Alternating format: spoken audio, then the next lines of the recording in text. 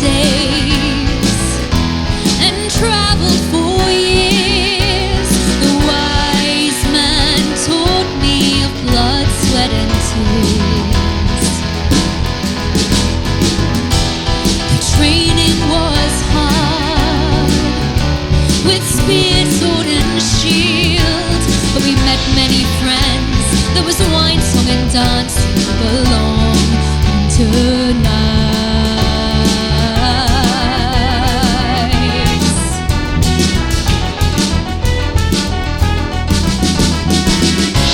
I learnt all his knowledge and magic and lore, to live in peace but always be ready for war.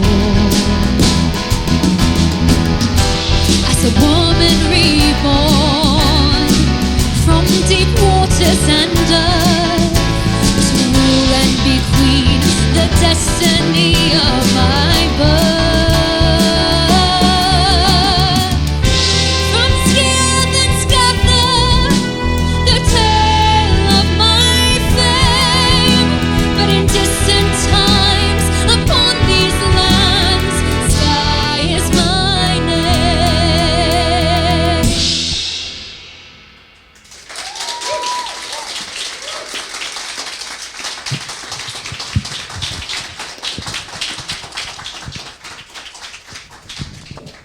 Okie dokie. Hello and welcome to Showtime 2026, Show 2.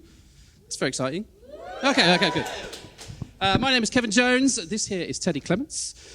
We are half of Aardvarks Can't Jump Productions, alongside Steph and Becky, who couldn't be bothered to turn up tonight. That's not true. They have other stuff.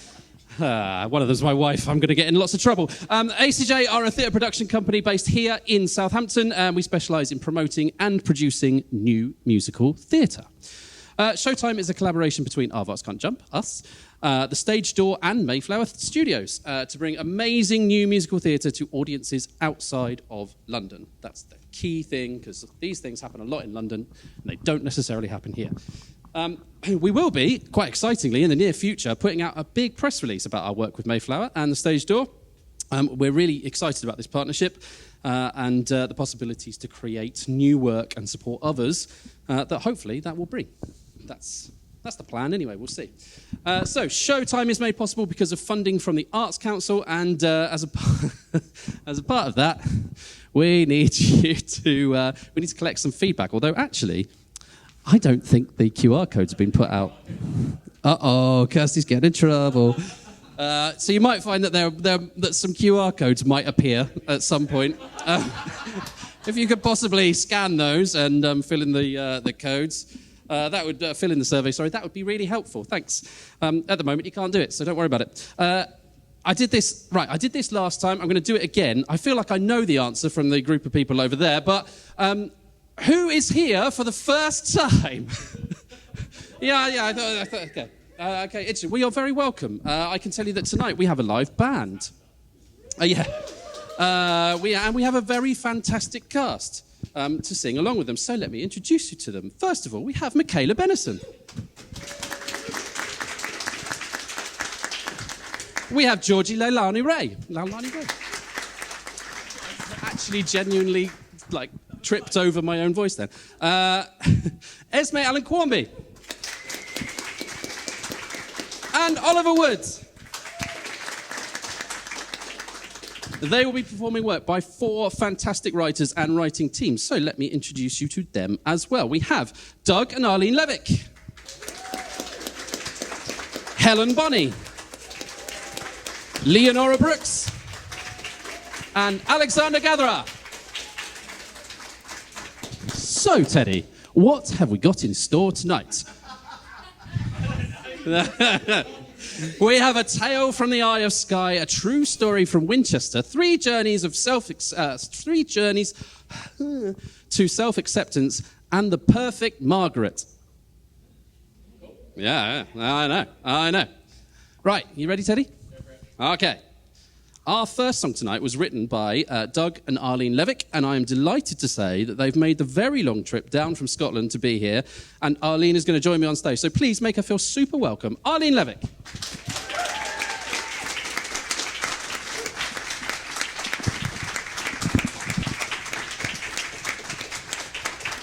Hi. Welcome to Showtime. Thank you for having us. You're very welcome. So tell us about you both, and individually and as a team, and how does your writing partnership work? So, Doug, my husband, he's the musician of the duo. He's been playing in bands since he was about 12. I think he did his first pub gig when he was 12, which was 50 years ago this year. Congratulations. And music is just something that we've always enjoyed as a family. He decided, Doug's now retired, so he's looking for something to do. So we decided to write a musical. It's inspired by a book that we read, and just decided it was a really rollicking story, and investigated a bit further, and started with one song, and it just kind of tumbled out from that. And so I'm right in thinking this is the first musical we've written. Yes. So yes. And these are world premieres because I like those. Absolutely. Yes. Yeah. Good. Got some world premieres. Excellent. So I think this may be a Showtime first, but your show is based on a Scottish legend. I really can't talk today. Called Skia. Skia. Skia, yes. Warrior Queen of Skye. Can you tell us about that? Yes. So Skia, it's a legend. It's a true legend. Of a girl who, a bit like the Boadicea, she was brought up in an island where it was very, women were kept down, there was just a lot of injustice. So she, in the writings, there was in Ireland there's the Ulster cycles, so she's mentioned in that. So this goes back, I think the first writings were maybe in about 1300, but they date back to maybe even earlier, maybe about 600 BC. So it's something that's been on the go for a long time. Absolutely. So how do you approach tackling such an ancient story? Like having briefly looked into this after you submitted, there seems to be some conflicting versions of the legends. How do you start with something like that? Well, we started with a book by George Macpherson, and he was a Scottish storyteller, and everything was by the oral tradition. But he then decided there was nobody to pass it on to, so he wrote it down. So it was a little book that we got, and it was such a good story, we decided to investigate it further. And there's various, as you say, conflicting views of her, so we just took the best bits and made the rest up ourselves. That's the way to do it. This show is entirely sung through. Is there a particular reason for that? Music is what we do, but we've now written to infill it if we do something else with it. But it just started off as a family thing. We wrote it for our daughter-in-law, so it's very much a family thing.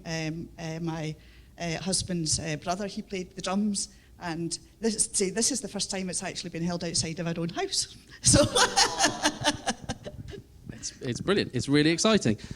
So what's next for the show and for you guys? Who knows? I mean, it was only finished in December, so we joined MMD in January, and what a lovely organisation and a lovely hub, and so nurturing. Yeah. So there's been a few call-outs which we've tried. So it's pretty ironic that somewhere about Skye, Southampton's the first place that's actually interested in it at all. But so we're quite excited about it. It just seems to have grown arms and legs, and we're just open to anything at the moment.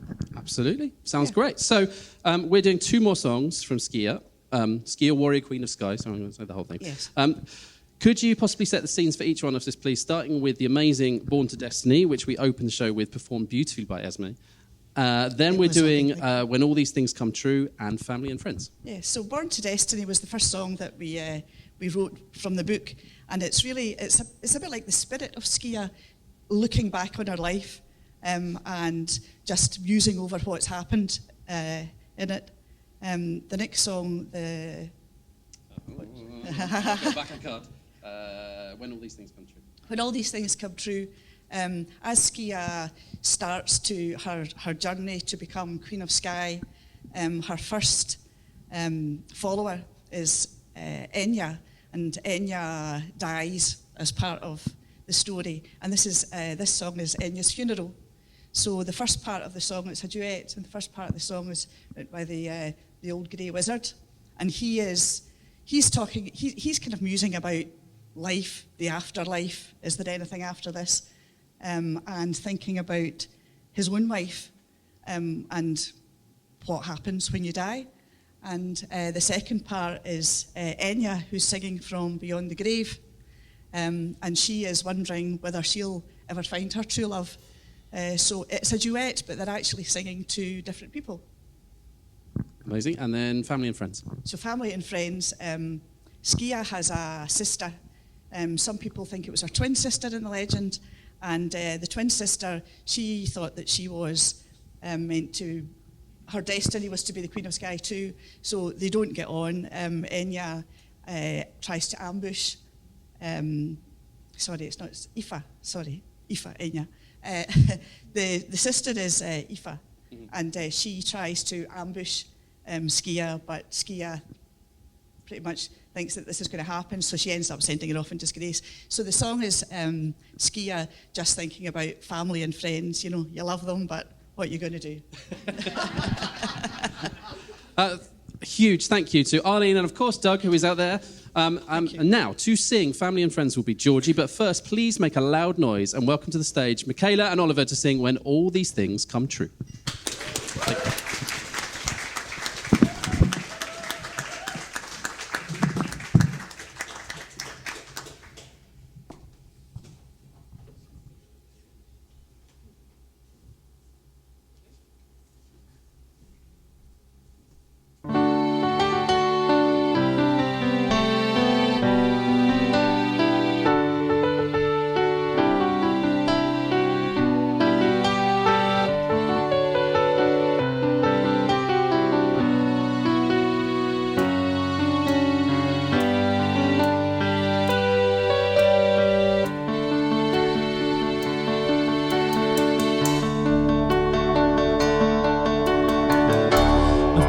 This gig so many times before. Births, deaths and marriages can become a chore. Today is different, today is not the same. We bury Enya and everyone knows her name. What kind of words should I choose to console? I'll talk of heaven, the body and the soul. I'll tell the sacred stories of everlasting peace and think of my wise woman. When all these things come true,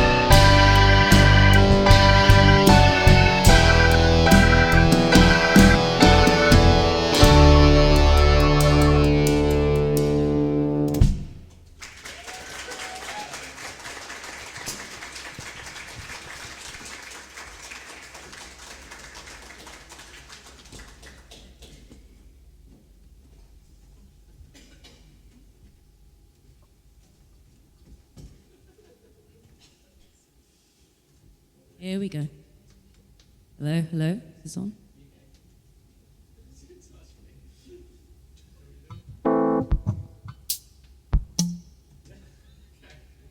Here we go.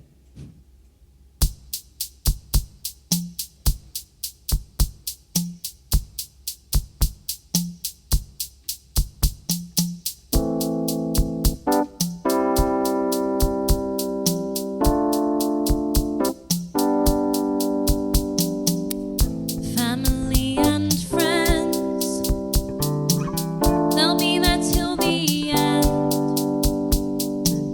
whether you like it or not. I guess they're all we've got.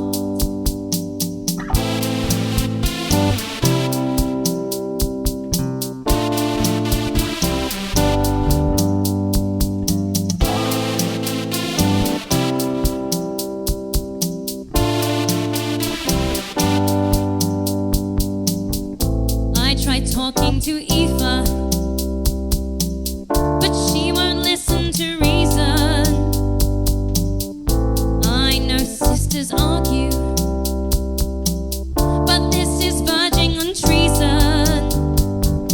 I offered her a place by my side. She threw it back in my face. She tried to set an ambush.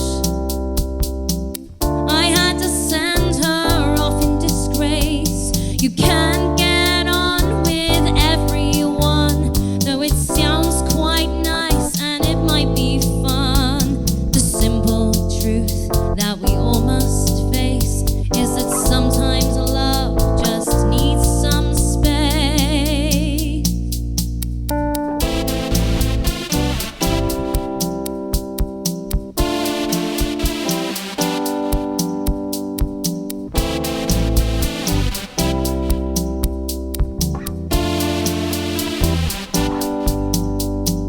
You can get with everyone, though it sounds quite nice and it might be fun. The simple truth that we all must face is that sometimes love just needs some space.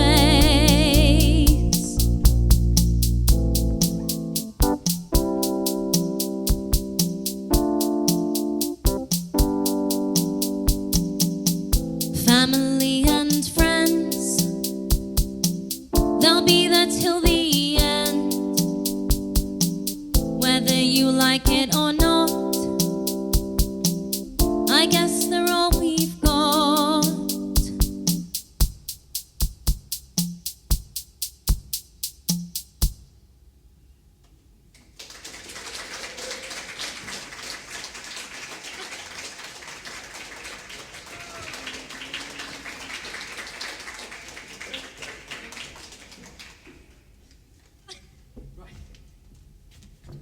Brilliant. Thank you very much. Please thank Doug and Arlene Levick.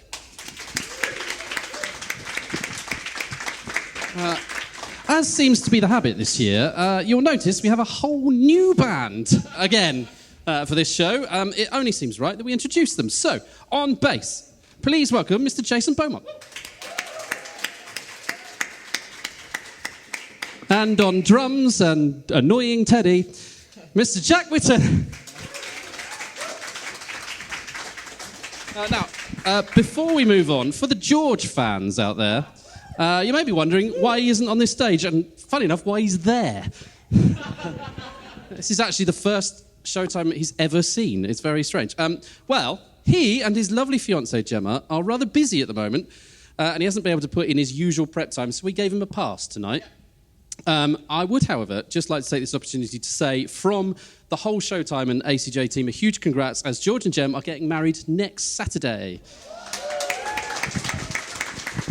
Oh, we getting drunk next weekend. On that lovely note, please, it is time to welcome our next writer. Please welcome to the stage the very lovely Helen Bonney.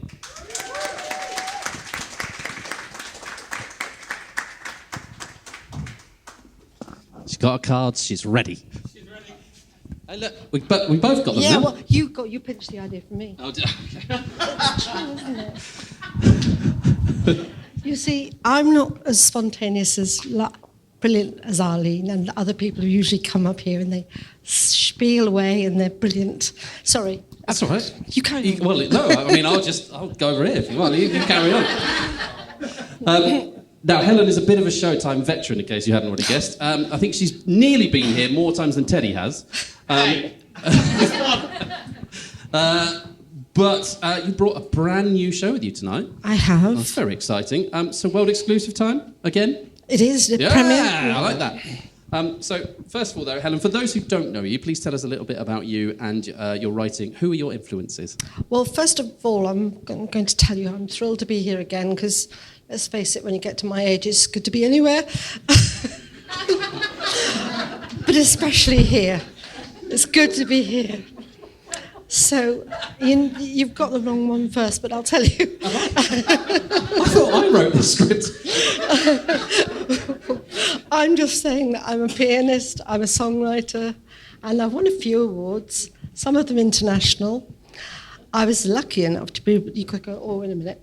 I was lucky enough to be presented to the United Nations Secretary General Ban Ki-moon when one of my songs was chosen to be sung at the International Peace Awards ceremony in 2015. Well done, that's very good. I was impressed with that. Thank you. I mean, I was impressed with your thing as well, but they were really good. I had my first collaborative musical, Always a Rainbow, showcased in the Mayflower studios over the road 3 years ago, and some of my songs were previously showcased here, courtesy of these amazing people, and George back there. I'm still awaiting any West End invitations. Did you invite Cameron McIntosh here tonight? Yeah, he said no. So he said no. Yeah, again. Oh, no, it's terrible, isn't it? So you asked me about, or did you, my influences. Oh, I did. Yeah, I did. First and foremost, Claude Michel Schoenberg of Les Mis and Miss Saigon fame. The music of Andrew Lloyd Webber. Sorry, no, it wasn't you. It was you that didn't like the other one. Yeah, we don't talk about him. I love the music from Cats, Evita, and particularly Phantom of the Opera. Lin-Manuel Miranda, Hamilton fame. Haunting music of Darren Clark in A Curious Case of Benjamin Button, who you showcased here last November. Such a lovely man. You went to the show, didn't you? Did what? Did I go to his Are you show? listening? Yeah. Did I go and see Benjamin Button? Yeah. Yes, you did. Not forgetting, and I truly mean this, Steph Ames and Teddy Clements, now joined by Rebecca Bailey. If you get a chance, listen online to a song Teddy and Steph wrote during COVID called This Song of Mine with a virtual choir. It's really inspirational. And the musical, Tomorrow Maybe, is brilliant too. We saw it next door at Metrics. Yeah. I really love that you're being very kind to everyone else, but tell us more about you. There's no more to tell. Just ask about the musical. Let me move on to my next question. Your new show is called The Candle and the Coin, and it's based on a true story. We'll hear a bit more about it all in a minute, but first of all, how did you discover the story and what made you want to write a musical about it? I was inspired by the statue of Licoricia in Winchester. Has anybody seen it outside the Arts Centre? Outside the Arts Centre in Drury Street, Winchester. She is depicted with her son Asher from her second marriage to David of Oxford. The then Prince Charles, now king of course, was due to unveil the statue, but thanks to COVID was unfortunately unable to, and therefore sent someone else in his place, including the chief rabbi. I decided to research its history and became fascinated and intrigued by the story. At the base of the statue, I'm fascinated by this, is the inscription, "Love thy neighbour as thyself," which we've all heard, which is interestingly a message shared by the Christian, Jewish and Muslim faiths. Right, do you want me to tell you about my musical? Well, I mean, I was going to say, so please tell us all about the story, I The Candle and the will. Coin. I will. So, the musical... Come back. Otherwise, I'll tell everybody you've got blisters. Oh, my feet! God! They're better now, though, aren't they? Yeah, they're fine now. Thanks, Helen. Yeah. He let his socks go down too low and he got... I don't want to know that. Tell us about your show. I will. The Candle and the Coin. It's a true story set in medieval Winchester some 700 years ago and speaks to a darkness that's never quite left this world. It follows the life... Shut up. It follows the life of dignified Jewish moneylender Licoricia, who lent money to King Henry III to help build Westminster Abbey. Through the story, hatred rears its ugly head, just as it does today. The musical opens in the bustling market of 13th century Winchester, where lute-playing minstrel... George, you need to learn another musical instrument. I think don't you play the lute already? No. Oh. Buddy, you let me down. How many does he play? 19? Yeah, 19 instruments. 90? 19. So you need the lute. You're just making everyone up here feel bad now. No. And congratulations to George. Where have I got to? The musical opens in the bustling market with lute-playing minstrel, introduces a city of both prosperity and hidden prejudice, where power turns to corruption and tragedy. The minstrel narrates throughout. Licoricia teaches her children to follow her creed, that while dealing in coin and wealth, they must always be guided by the candle, a symbol of hope and peace in dark times. Now, you all know why you've got candles and coins on your tables. The 3 songs which you told me to tell about. You're so good at promotion. I didn't even notice that they'd appeared on our tables. That's very good. The 3 songs that are in the show tonight. Teddy changed the songs and ruined my cards. All right, I had it all written out. There was going to be... Next, what have we got? We begin with Winchester My Home, sung by the minstrel, who opens the musical and narrates throughout the musical. Then there's Clip, Clip. In medieval England, the king's silver was his lifeblood, and greed led many to clip the edges of the coins, shaving some of the silver in readiness to melt it down. It's chilling look at how easily a society can turn on its own when hate and greed take the lead. And finally, the candle and the coin, folks. They'll know what I mean. The title song of the musical, sung by Licoricia to her children in Act 1 and reprieved in Act 2, spoiler alert, when she returns as Phantom Licoricia. This song is the soul of the whole story and doesn't just tell a story from the past, but a human story for the present, that hate must never win through. That's my lot. That's good, yeah. Well, I mean,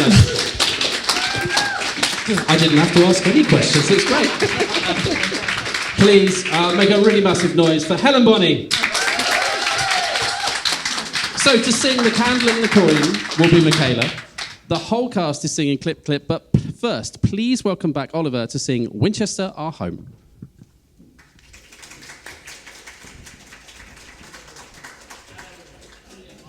And everyone else.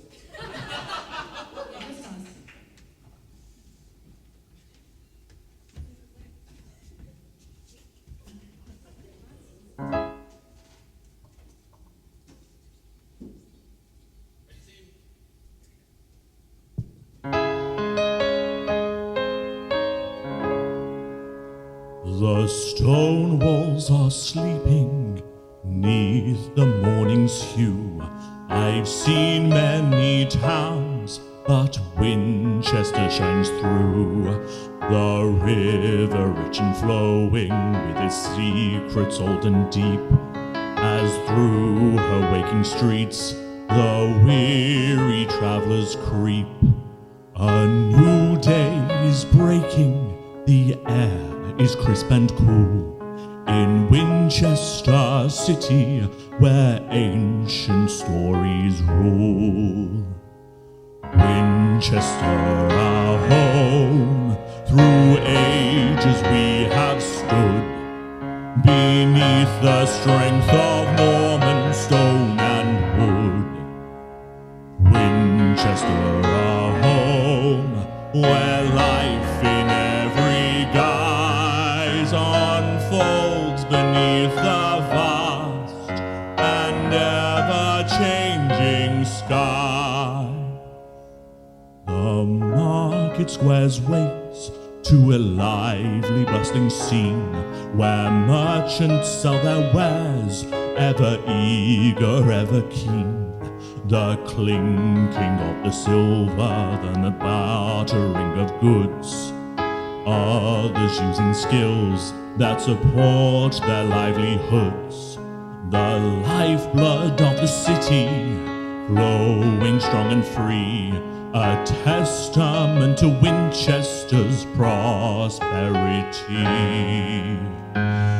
Winchester, our home, through ages we have stood, beneath the strength of Norman stone and wood. Winchester, our home, where life in every guise unfolds beneath the vast and ever-changing skies. The cathedral's mighty tower pierces heaven's grace. Bells chime out their blessings on this ancient holy place. The prayers of noble ladies, the common folks appeal. A sense of faith and history, the very stones reveal. A spiritual heart beating strong and true in Winchester city, where kings and queens pass through.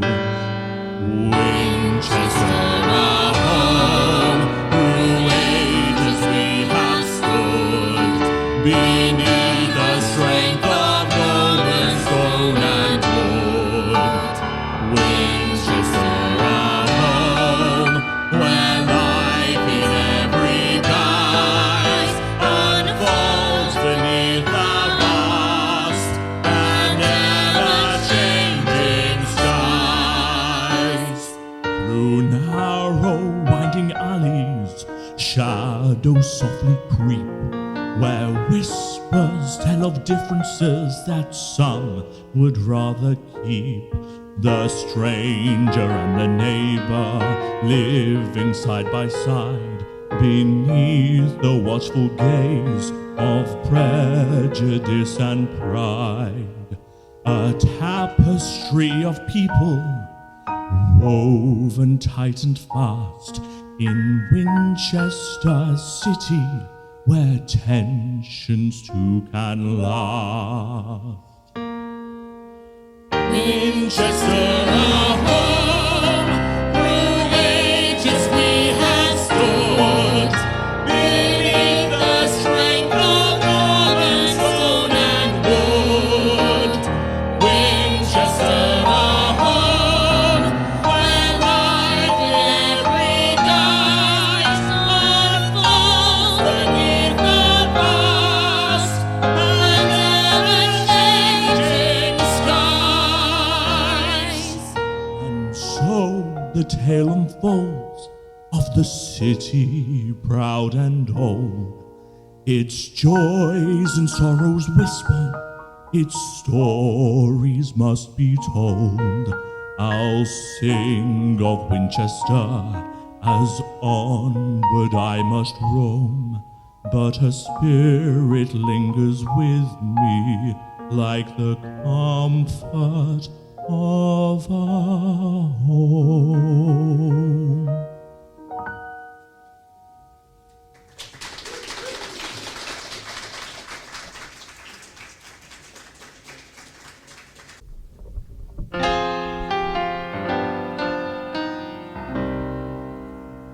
The king's purse is dire, the kingdom's in despair.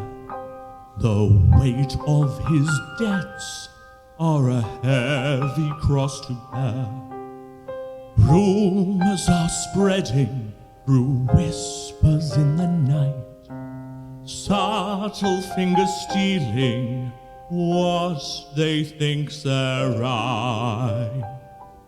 A tiny shave here, a sliver gone unseen, may ease the royal burden when times are feeling lean. Clip, clip, the coins we shave, there's a hidden fortune for the brave. The weight deceives, the trust betrayed, in shady corners deals are made. Scales may tip, the prophets rise, a little pot before their eyes, a silver roots, a molten stream, a secret wealth, a wicked dream. Let honest fools their dues impart, I'll fill my purse, I'll not be faint of heart. Clip, clip, The coins we shave, there's a hidden fortune for the brave. The weight deceives, the trust betrayed, in shady corners deals are made. The king's own coin, a tainted prize, a hidden theft behind whose eyes the scales behold, the truth unfolds, a web of lies, a story bold. The law demands the guilty pay, but who's to blame along the way? Clip, clip, Clip, clip, the coins we shave, a hidden fortune for the brave. the weight deceives, the trust betrayed, Shady corners deals are made. the coins we hold, the fragile trust, a broken promise turned to dust. The metals weight a heavy toll, the hidden crime that claims the soul. Who tells the truth and who's been conned? Who steals the trust? Who breaks the bond? Clip, Clip, clip, the coins we shave, deceives, the trust betrayed, in shady corners deals are made.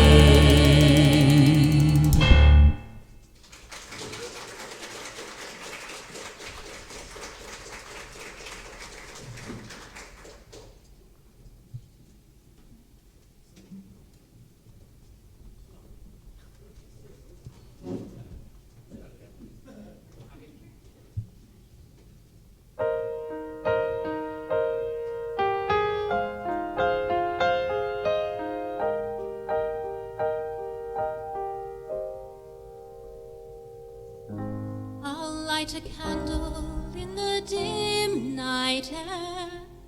A small soft light, a silent heartfelt prayer. For peace within and the stillness in my soul. A quiet strength to make me whole. And in my hand a coin of silver bright to navigate the world with all that's wrong and right. The coin I use just to ease another's plight, to offer comfort and to make things right. Alone I'll give in the hope that they might find a peace within their heart and an inner peace of mind. For coins can help to smooth life's troubled way and bring a moment's calm into a stormy day. The candle and the coin, both are mine to keep. One for the spirit where true solace sleeps. One for the world with its struggles and its greed.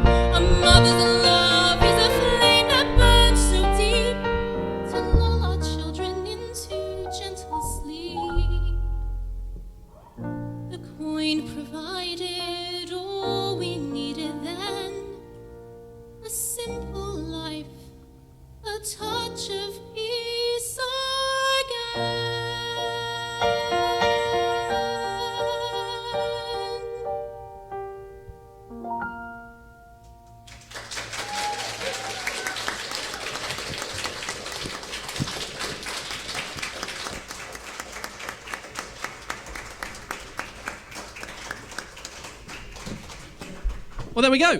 2 writers down, 2 to go. We will be back in 20 minutes with more incredible brand new musical theatre. Go to the bar, find the writers, tell them how amazing they are, and please, please, please, if we've got some... No, we don't have any QR codes, do we? Oh, we're going to get some QR codes. Okay. If they appear, please scan them and fill them in. That would be really great. Thank you very much. See you in 20.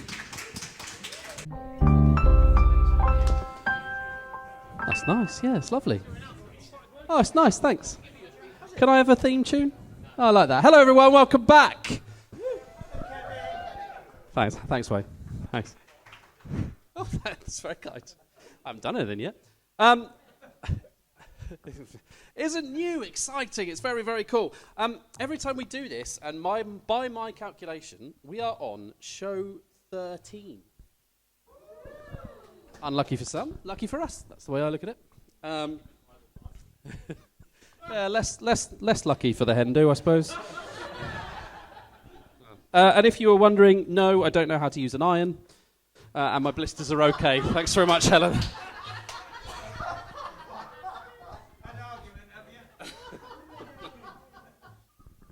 Right, you're on thin. Where did I get to? Somewhere on here. I feel privileged and excited to be in this room with this talent. I do. I genuinely do. It's really, really exciting. It sounds like I don't, but I am. We've supported around 50 different writers now, probably more than that, but around about 50 different writers and writing teams with this programme, and we now have a waiting list of more than we have room for this year, wanting to be here presenting work for you. Which is really exciting. The talent is out there, so we really need to nurture it. I don't think gatekeeping opportunities like this is the way to do that. Writers use this opportunity not just to have their work heard, but also to hear their work performed and interpreted by professionals. We commit to keeping Showtime as open and as easy to be a part of as we can possibly make it for writers.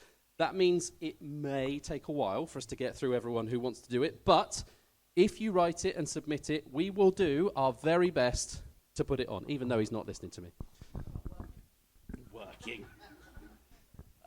But yes, we will. And to the writers, thank you so much. Thank you for taking the time and effort that it takes, which is unbelievably hard and long and difficult. And to be brave enough to come here and give us your work is really quite amazing.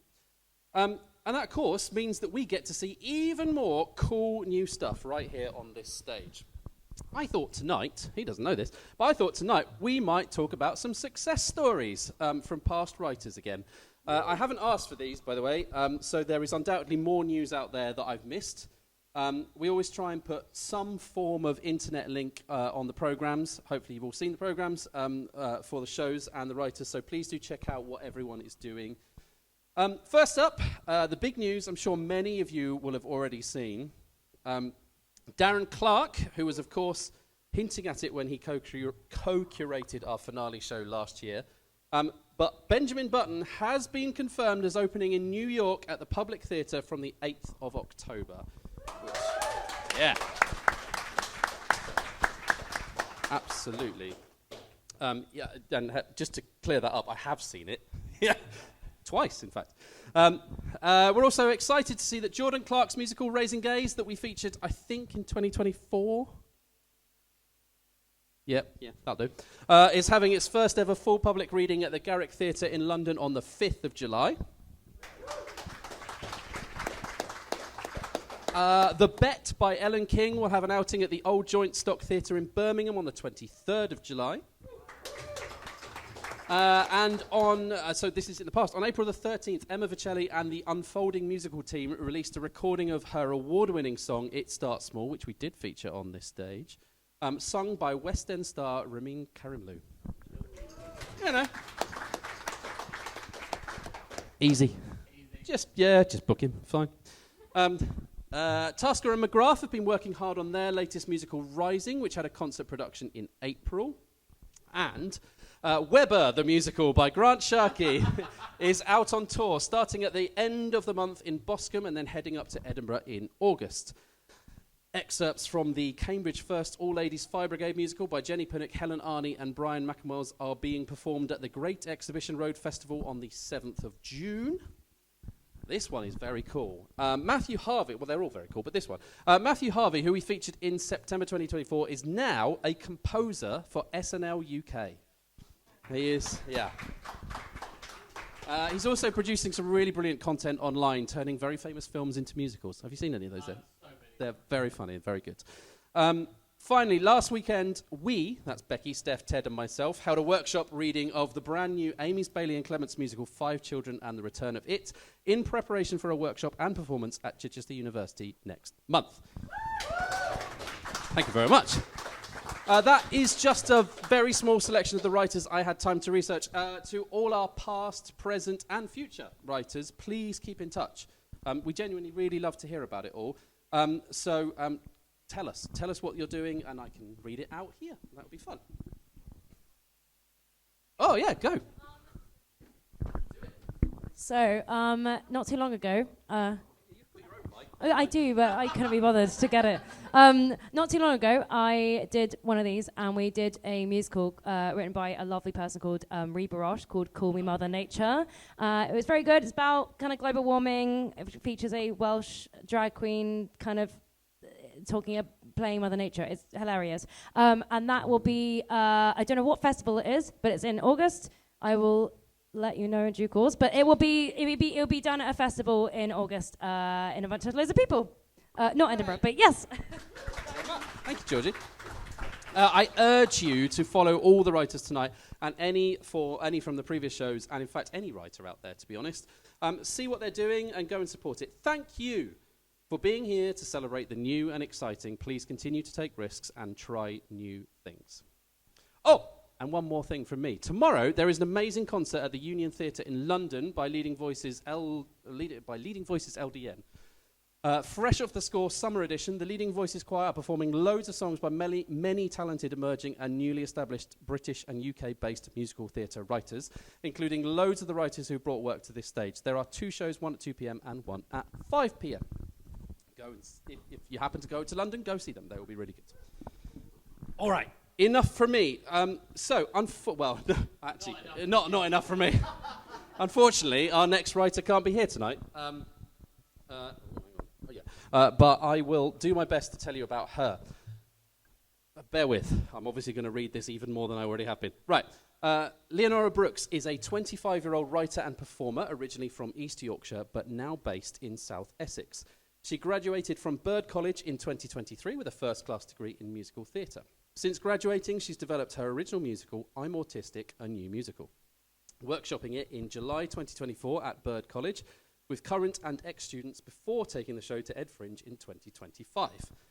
As an autistic woman, she felt this story was vital to tell.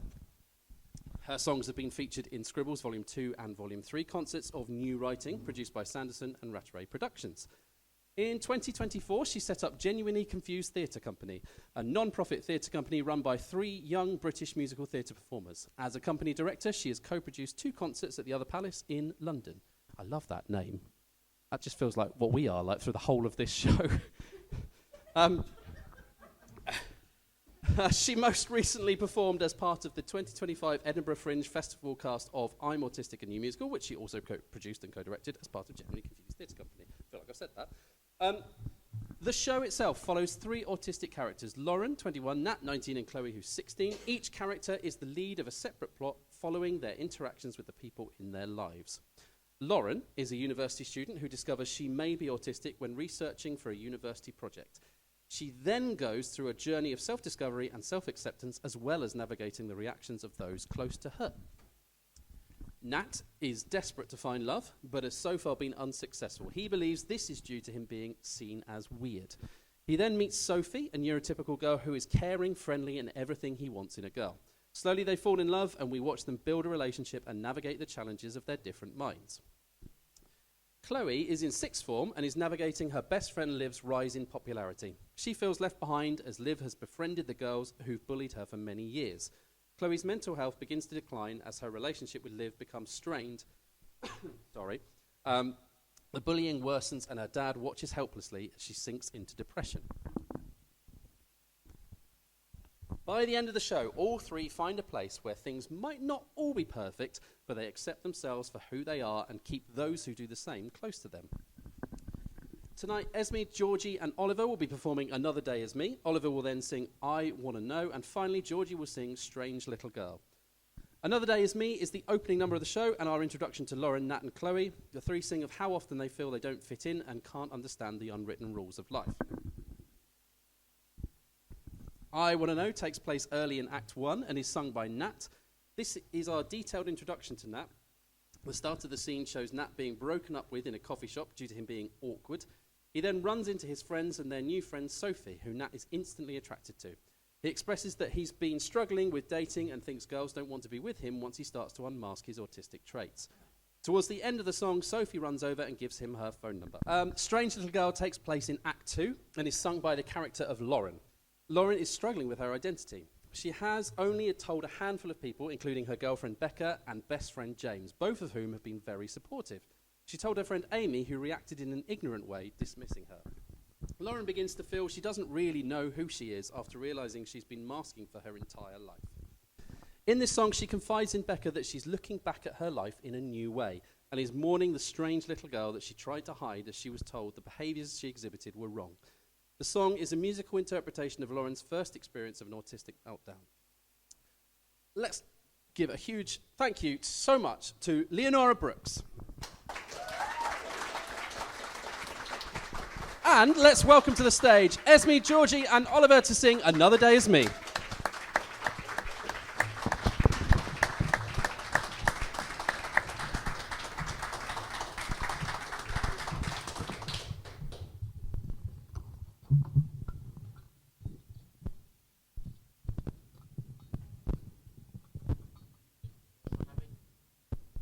Yes.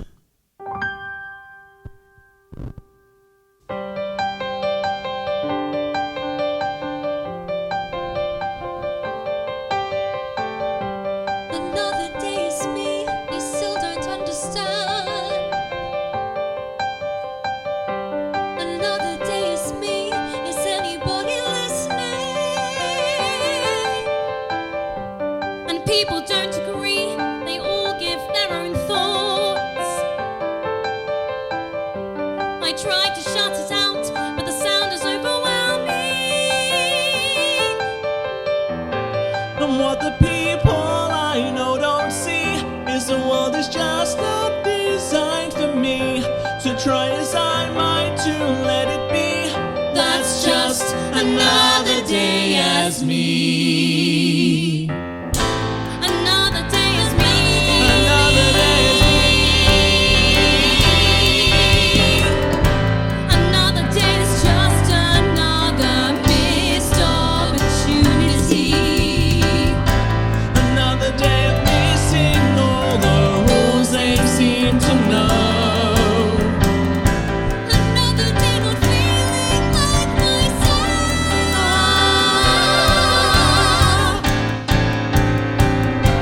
Another day is me. It can feel so alone. Another day is me. Is anybody listening? Round and round and round and round I go.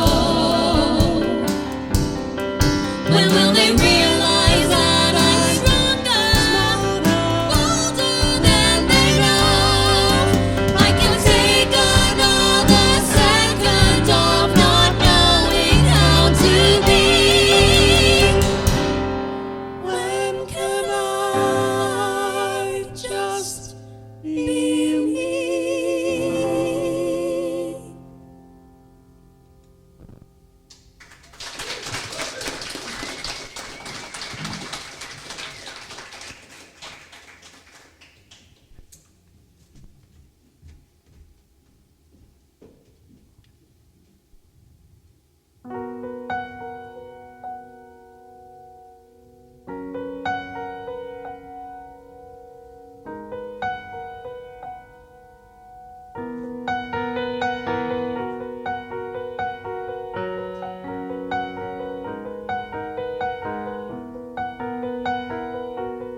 See her hair blow in the breeze.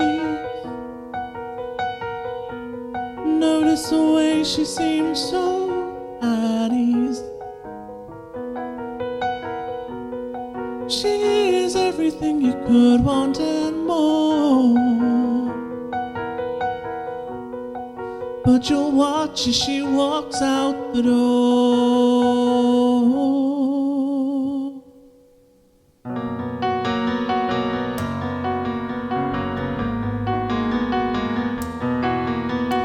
All you've ever known is how to keep to yourself and not look a girl in the face. I've been on dates one too many times to never make it to first base. And just once you'd like to hold a hand or share a kiss with someone that you know won't leave. When the time comes for you to unmask and they see that you aren't quite what you first seemed.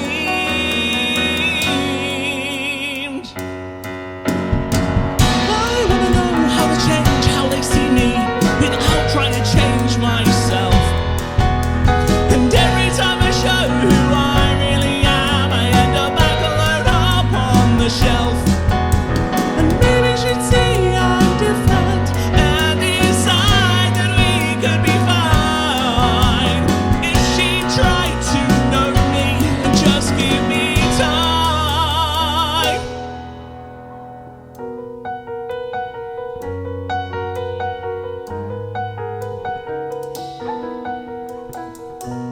Watch her take her coffee and walk by as the fantasy fades from view. It's time to face the truth. A girl like her would never be with you. She's coming back over and whispering to her friend. The fantasy faded, so this isn't pretend. She actually saw me, wrote a color on my hand. Could this time be different? Could I see a different end? I doubt it, but I let my hopes climb even so. Yes, even for me, you never really know.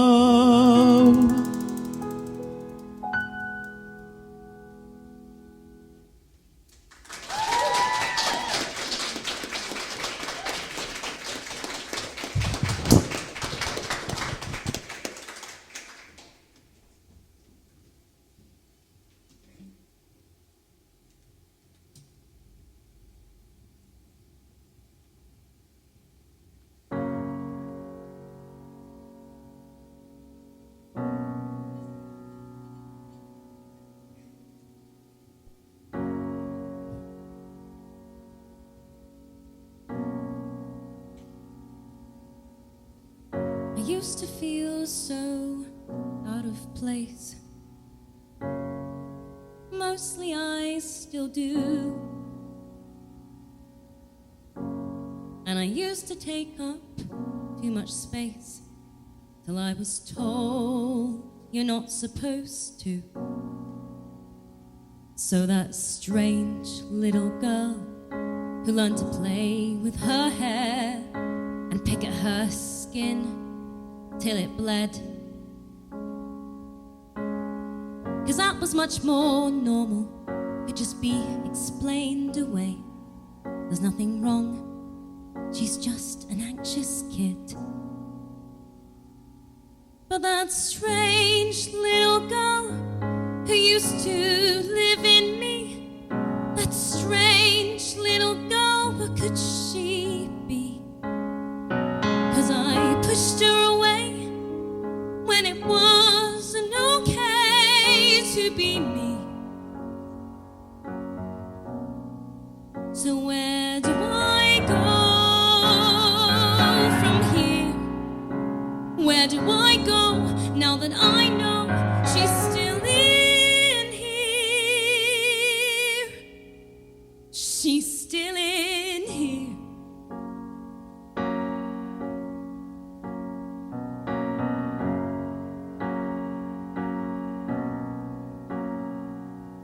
My parents only saw the good grades, the good girl who always did what she was told. And who's worried about a kid like that? So how would they know that when a hand dryer went off in the bathroom, she'd cover her ears in the stool? And how would they know that she was up all night reading, 'cause she could think of nothing else at all? I'm still that strange little girl, but they don't know. No, they don't know.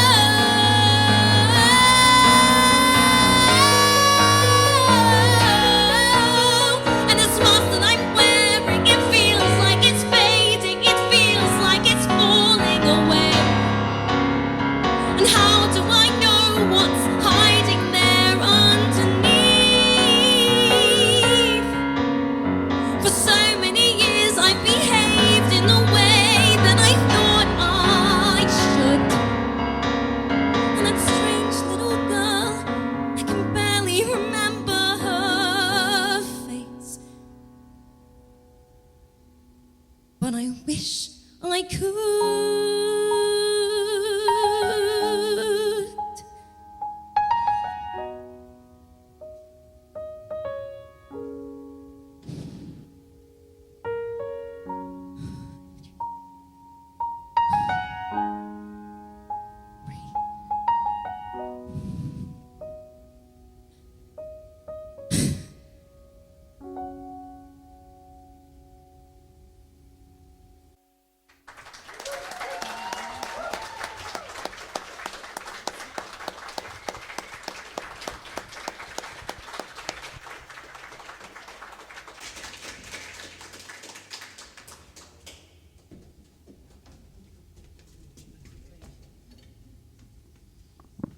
That was amazing. Fantastic. Thank you. Leonora, hopefully she will see this on our video, which, once that comes out, which will be... Well, actually, Show 1 video came out today, so but I suspect that this one will come out a little bit quicker than that.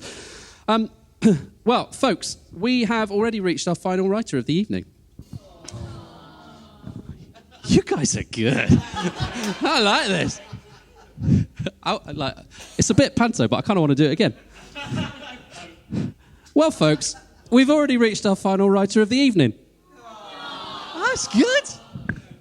Yeah, that's good. Anyway, please make him feel very, very welcome. Alexander Gatherer.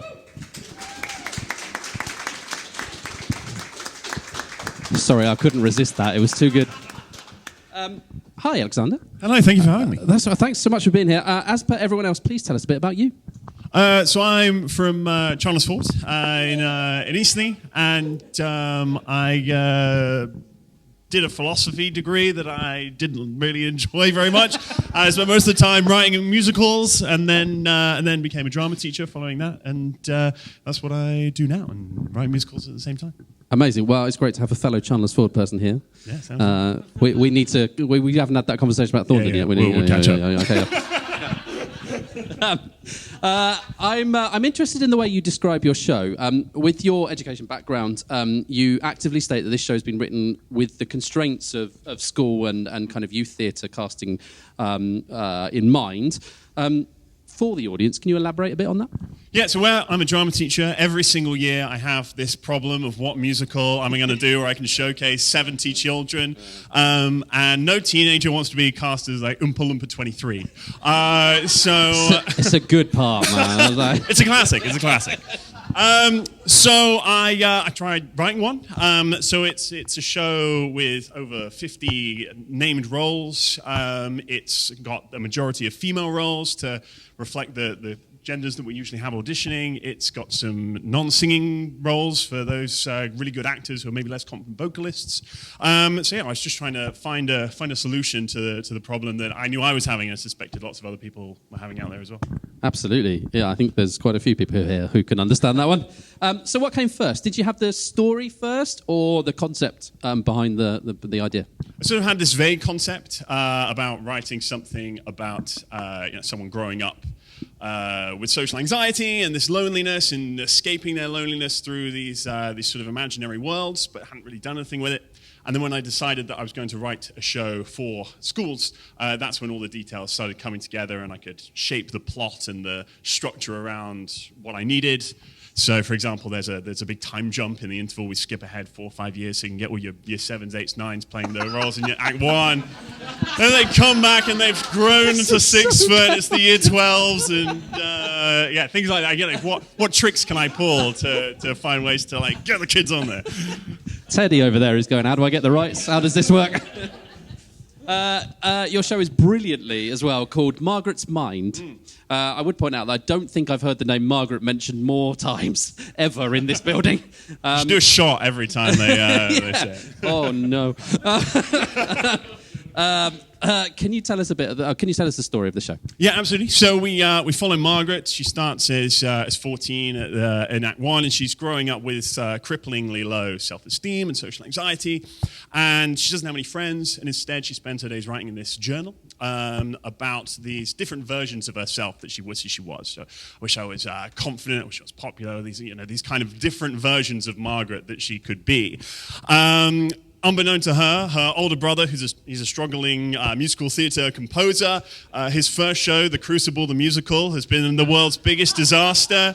His reputation is shattered, and he's got no ideas until he comes across Margaret's journal, and he finds a real beauty in her writing, and he steals her words and writes Margaret's Mind, a new musical, which is going to be the next Broadway smash. And when Margaret finds out about this, she's at first devastated, but it sort of starts a journey for her of self-love and sort of realizing that actually the perfect Margaret was who she was all the time. I really like. Going off script, dangerous. I really like that it's The Crucible, the musical, because that just reminds me of everything that we had to do at Thornton. That's the next project. Yeah. Woo! So what stage are you at, and what's your hope for the future? Yeah, we've had 3 productions so far. We had a school in Cheltenham who kicked it off, and then in London, and last year we had a US premiere in an amazing school in Missouri, which was really cool. And then from the autumn, we're going to be hopefully licensing it to whoever wants it, and hopefully get it in every school in the world.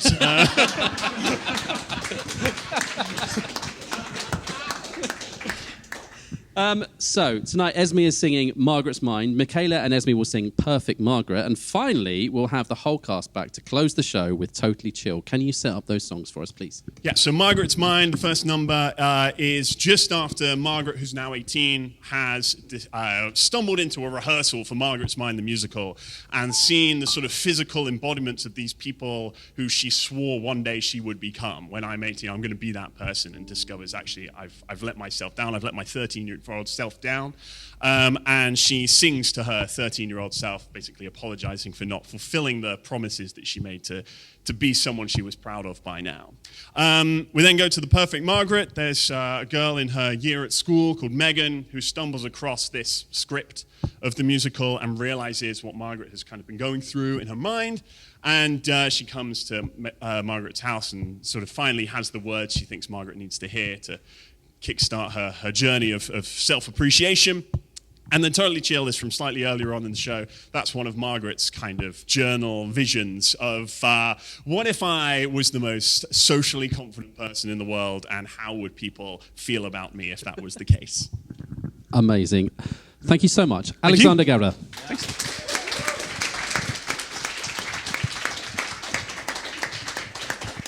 Please welcome to the stage Michaela and Esme. No, just Esme. I realised I hadn't written this bit, and then I was like, oh, crap, where am I? Anyway, enjoy.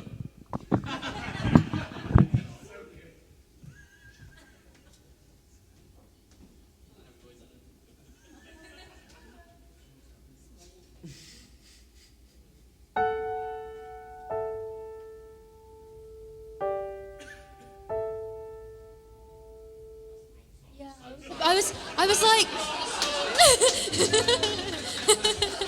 I'm scared. I'll play the right song again. It's okay.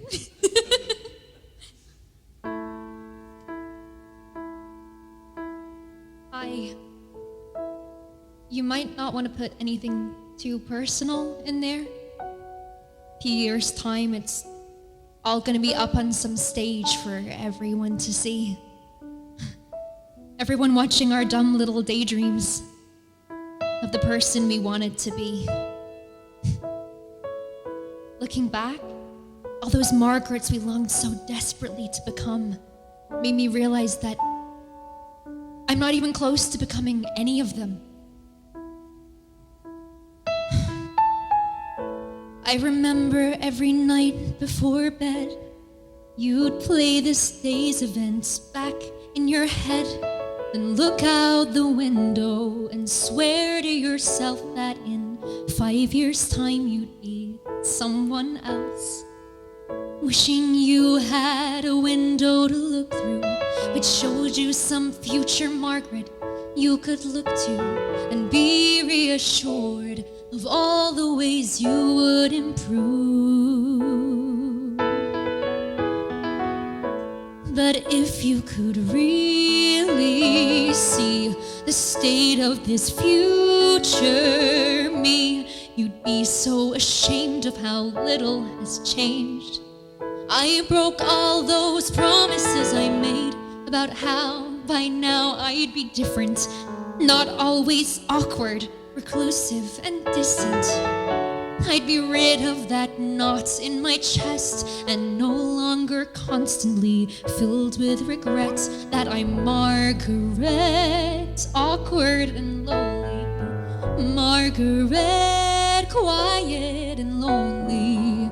Margaret.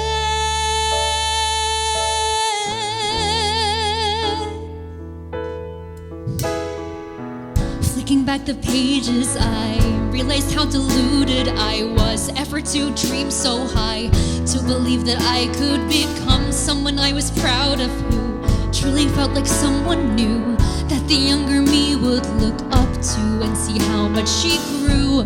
But all that I've got to show is the Margaret you already know. So when you look to the future for some peace of mind, all that you're gonna find is Margaret, still outcast and pitiful.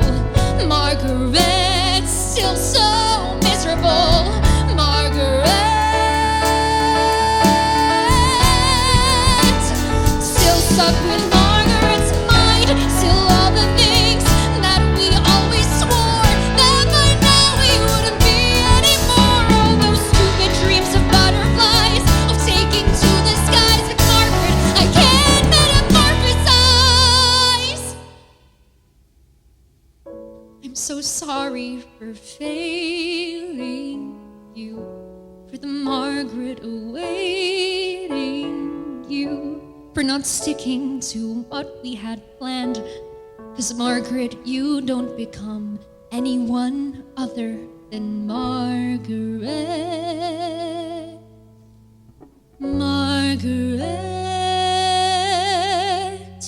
Margaret.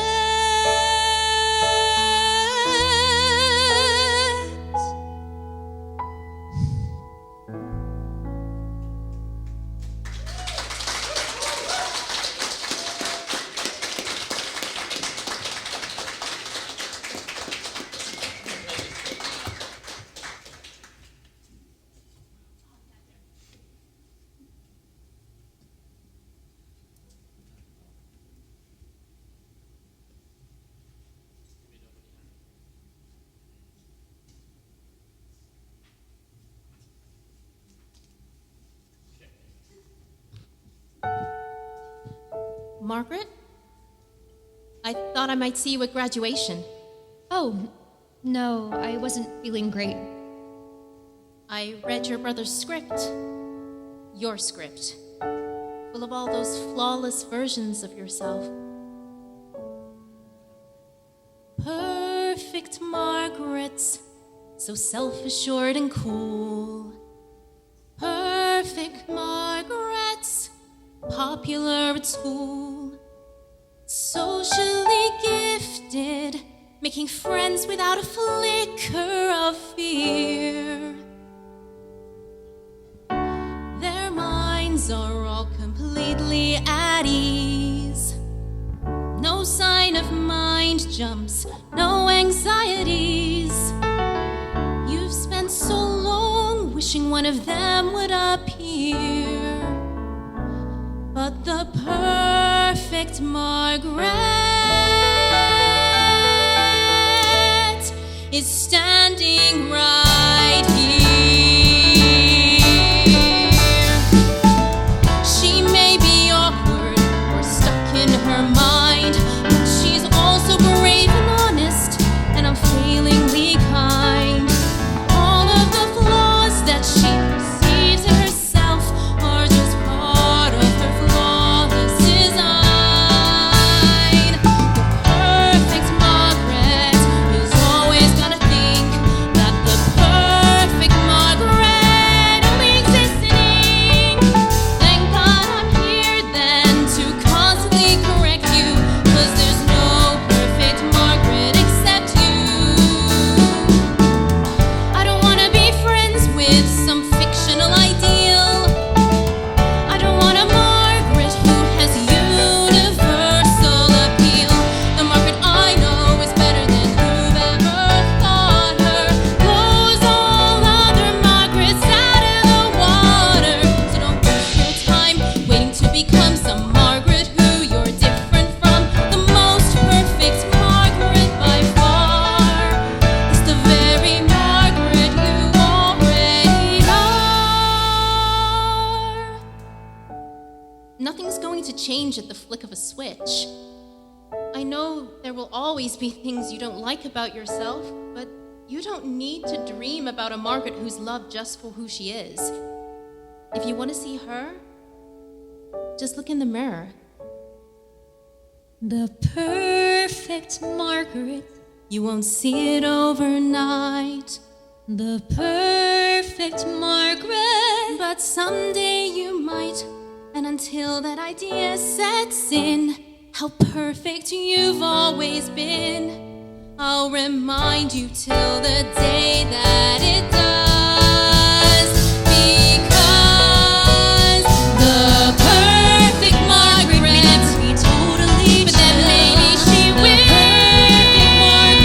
May struggle with her mind, jump still, but these imperfections don't require corrections. 'Cause each flaw and failure is really just flavor.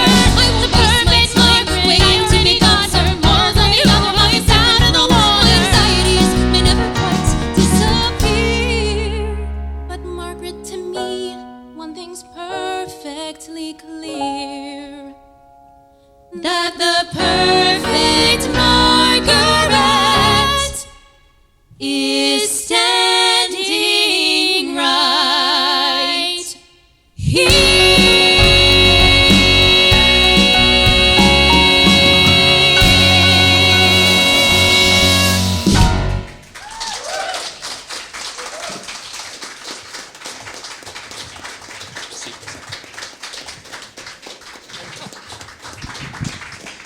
Right, so before our final song, a few quick thank yous. I'm just going to say, the kids that get to sing that, good. I mean, I'm quite jealous of them. Firstly, so lots of big thank yous. Firstly, to the stage door and all of the staff here, thank you so much for hosting us. Our production partners, Mayflower Studios and Julianne here at the stage door.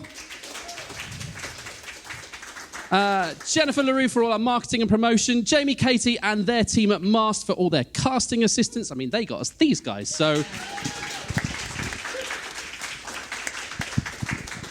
big thank you to Aaron West and all the team at City Eye. He's the man standing at the back there behind the cameras. I haven't spoken about the benefits that our writers get from these videos, but it is a huge thing. Hopefully, all writers will agree that, yes, we get to perform these great songs and we get to do them for you, but also there's a legacy of that on tape that they can then use to hopefully pitch these shows to to producers, and just get to put it out there, and so other people can see it.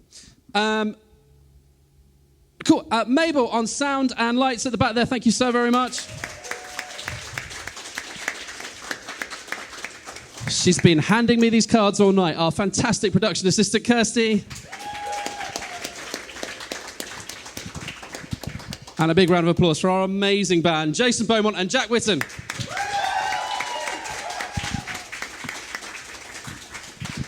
And of course, our incredible cast. Michaela Bennison. Esme Allen-Quarmby.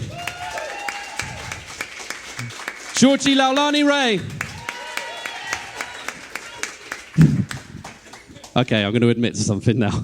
I'm gonna do one. I have got this. I'm going to admit something. This is the second time Georgie has done a show, and for some reason that's the first time I've correctly said their name. Sorry. So Georgie, I'm very sorry, but thanks. Okay. And of course, Oliver Woods.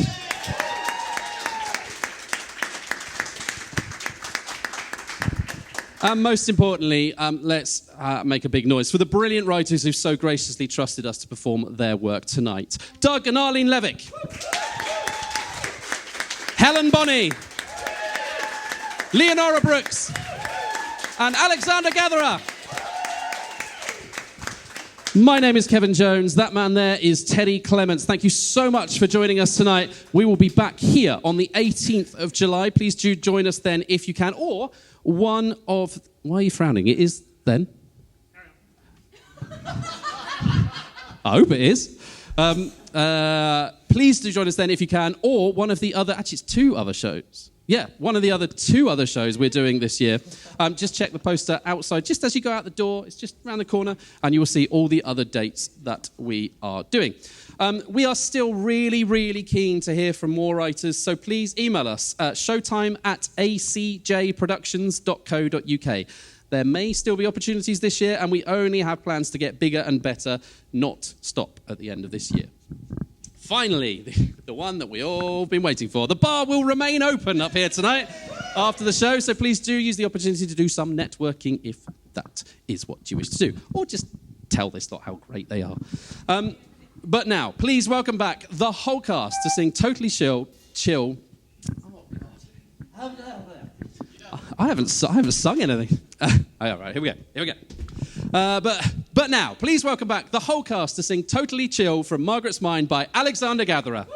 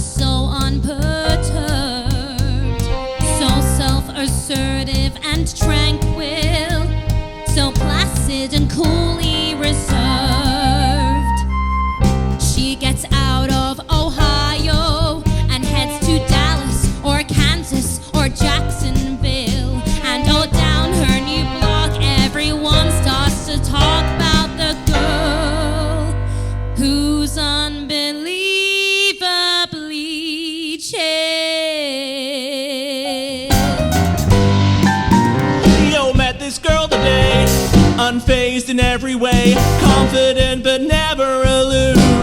She's so madly easygoing, she's so chill it started snowing. Self-esteem must be through the roof. Soon word began to spread of this new girl Margaret, who had just arrived at their school. That Margaret's so low-key, Nice to me so breezily. I never met somebody more cool. Yeah, we all already love Margaret, and we all think Margaret's totally real. And our very favorite thing about Margaret is that Margaret girl is totally chill. Never had they met a fellow kid anywhere near as mellow as this girl was proving to be. Every comment and response rings with perfect nonchalance. Margaret wondered how you get so carefree. You never saw her get upset about something small. You never saw her get over emotional. Never erratic. Or melodramatic. She's imperturbable.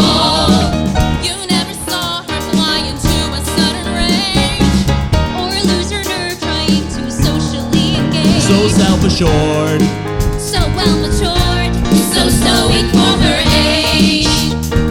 We all said our new girl Margaret, and the way she's so collected and calm, and the way her temperament is always so moderate, never a sense of urgency or alarm.